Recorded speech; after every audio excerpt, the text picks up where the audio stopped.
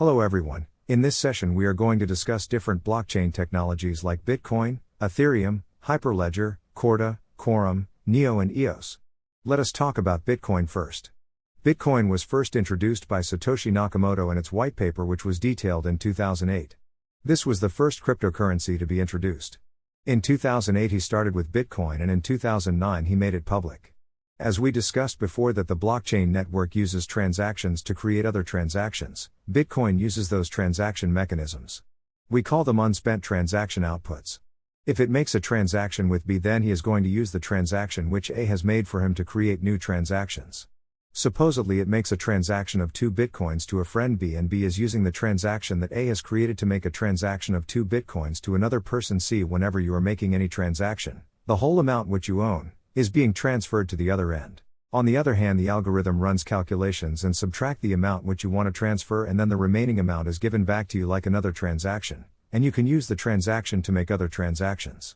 So this is the main concept of Bitcoin transactions, which are being interlinked. There are scripts which help the validation process for Bitcoin. So they validate that whether Charlie has 5 bitcoins to transfer to his friend James, whether the friend James has a valid address, which is a valid account inside the Bitcoin network where you want to make the transaction, whether these transactions are being recorded with a main chain or is this happening in a peer-to-peer off-chain network. So these are the things with script checks. So they make verification, a validation format for the Bitcoin transactions. We also have metadata in Bitcoin. Metadata is the data associated with the transaction. So currently in Bitcoin, you can send up to 1 megabyte of data with your transaction. Metadata, it's just the details about the transaction and any additional comments you want to add or any additional information you want to put in with a Bitcoin transaction. Metadata can also be used as the storage unit. You can use it as a database unit where you are storing some data because as a transaction it is going to happen over the Bitcoin network. That's going to be a permanent transaction you cannot change or tamper with, and you can use the data within your applications or projects. If we talk about the consensus algorithm, Bitcoin uses a proof-of-work algorithm. Proof-of-work algorithm with a timestamp of the transaction validates the block. In proof-of-work, any transaction happening on the Bitcoin network has some associated puzzle with it. By saying puzzle, we are saying that certain algorithms are running behind that, so they have specific cryptography functions, but there is one major random nonce. Nonce is a random number which is not shared with anyone. So miners try to guess that random number. Miners who want to confirm the transaction try to guess that number, and when any of the miner comes even close to that number, they confirm the transactions for the network, and once they confirm the transaction in the Bitcoin case they receive 6.25 BTC for the confirmation of the transaction. They also make it public to other miners that the transaction has been confirmed. So, now you can move to the next transaction and see whether you can guess the nonce. The random number which we're talking about in the transactions. So that's how the proof-of-work algorithm works for Bitcoin. The Bitcoin protocol was established by Satoshi. The total supply at Bitcoin is capped at 21 million. Currently there are around 18 million Bitcoins in circulation, and with mining, the rest of the 21 million will become usable by the year 2140. Next we have Ethereum. Satoshi bought many different things in a blockchain, and currently we can see Ethereum with ICO and smart contracts. So Ethereum is the blockchain which was based on Bitcoin, but it has certain functionalities which make it much stronger in the market. People started to use it within their investments with their smart contacts in different systems. Ethereum was the blockchain which was the brainchild of Vitalik Buterin. He came up with a process where Turing-complete virtual machines are created, called EVM. Ethereum main functionality was smart contracts. Smart contracts are something which are currently being used in a significant way behind major systems. So let's start with a smart contract. It's like if you want to set the lending systems like house lending systems, within the smart contracts, you can mention certain rules which all the parties connected to that smart contract or blockchain have to follow. For example, you are making a house lending system where the person who wants to rent the house is making the payment, the person who is renting the house gives the key, and then there are certain other rules within the smart contracts. So when these rules are connected to the smart contract, then everyone needs to adhere to those rules and need to follow those rules, and moreover you can have a time-based note on top of that. Suppose we want to rent a house, but we made a payment on the 25th of a month. According to the smart contract, the house will only be rented starting from 1st of next month. So we'll receive the keys to the house on the 1st and not on the 25th. Similarly, smart contracts could have the rule that the dispense of the cryptocurrency or currencies will happen on the 1st of next month. So the person who is giving their house on rent will only receive the money on the 1st of next month. So this is how smart contracts work. When Ethereum came, Smart contracts came into being with a language called Solidity. Solidity is an object-oriented, high-level language for implementing smart contracts. After launching, Ethereum faced many challenges. One of the biggest of them is scalability. Due to large size of Ethereum chain and smart contracts, the Ethereum blockchain has faced difficulty in scaling and reaching adoption as expected. Ethereum is currently trying to solve that problem by experimenting with a new consensus system called proof of stake. So until now, we were only discuss one of the algorithms, that is proof of work, where the miners are trying to guess the random number, and when they even come close to the random number, the transactions get confirmed. But the proof of stake is a different process. In proof of stake, you need to have some stake inside the blockchain itself, that is stakeholders.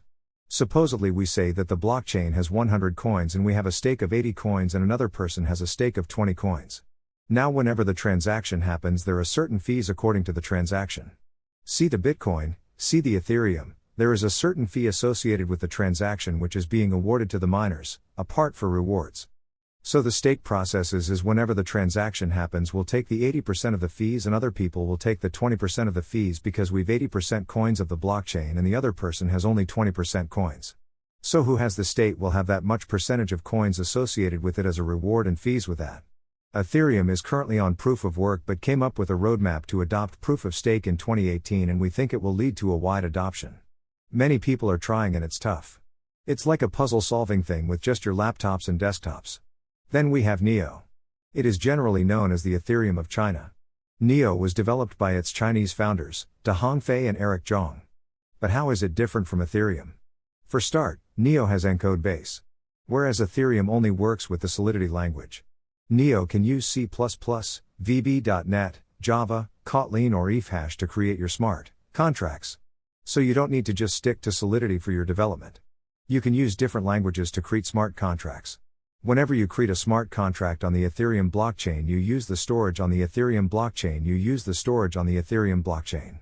However, with most smart contracts you have your own storage. So you are not limited by the platform. Moreover, Neo is 100% pre-mined, so it cannot be mined any further. Neo blockchain also has gas token, which are like the additional coins being used within the Neo system for creating transactions and connecting with the different systems. So gas is Neo cryptocurrency, just as Ether is Ethereum's and BTC is Bitcoin's. They are all like fuel for their respective blockchain systems. Neo was created out of a sister company known as On-Chain. They wanted to change the financial services industry, and they are currently working with some major organizations with the Chinese and Japanese government. They are also working on a project with Alibaba. Moreover, Neo is 100% pre-mined. So you cannot perform mining with Neo. This is an additional token which they had arrived and are using called gas to store inside the wallet. This gas is like the additional coins being used within the Neo system to make the transactions. Next we have Hyperledger. Hyperledger is not a blockchain in itself. It's an open source collaborative effort software hosted by the Linux Foundation. Hyperledger aims to create something which people can use for the banking system, supply chain and manufacturing also. So they came up with a system called Hyperledger.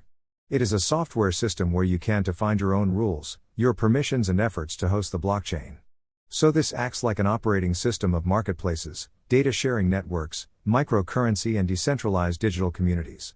Now if you wish to solve real-world issues by adopting a blockchain-based solution, using Hyperledger greatly reduces the complications and price. So if you want to host your own public chain, then there is a complex process behind that, but with a Hyperledger, the software is proving to be very simple to host your own public blockchain. So you can create smart contracts, and if you want to create a blockchain without cryptocurrencies, you can use Hyperledger platform. It provides you with a system of membership blockchain transactions and chain code. The chain code is the main API where you will create your blockchain, and the transaction part is where all the transactions are being recorded. The membership part is how the people are going to interact with the blockchain system you're going to host. The membership services provide you with the functionality of identity registration management with the blockchain services. They provide you with a consensus manager, distributed ledger peer-to-peer protocol and ledger storage. So with this software you can actually define which consensus algorithm you want to use. What kind of storage you want to create for the ledger and how secure you want to keep your storage. There are different API or SDK is provided by Hyperledger to create your own public blockchain, and you can even host your private blockchain in a Hyperledger. So Hyperledger is a complete tool set which you can use to create a blockchain. Then we have EOS. EOS started as a blockchain aimed solely for electricity, but now it has become a very common blockchain around the world. Blockchain is trying to decentralize the operating system at industrial scale. So they started with the electricity world. But now I use it with different industries and different organizations to offer decentralization. EOS does not require any fees for making transactions. They are also planning millions of transactions per second they're going to be verified. EOS is the blockchain token integrate into the EOS system. On EOS, block producers are selected through a continuous approval voting system. It's a system similar to a distributed proof of stake system where the person who is a stake will have access to the block and will receive the funds to his account. It is distributed proof of stake, because the person who is making the transaction over EOS can select the people who are going to confirm the transaction. This is a very different consensus algorithm compared to the algorithms which we discussed before, such as proof of work and proof of stake. That was all for this session. We will continue this topic in next session. Thank you.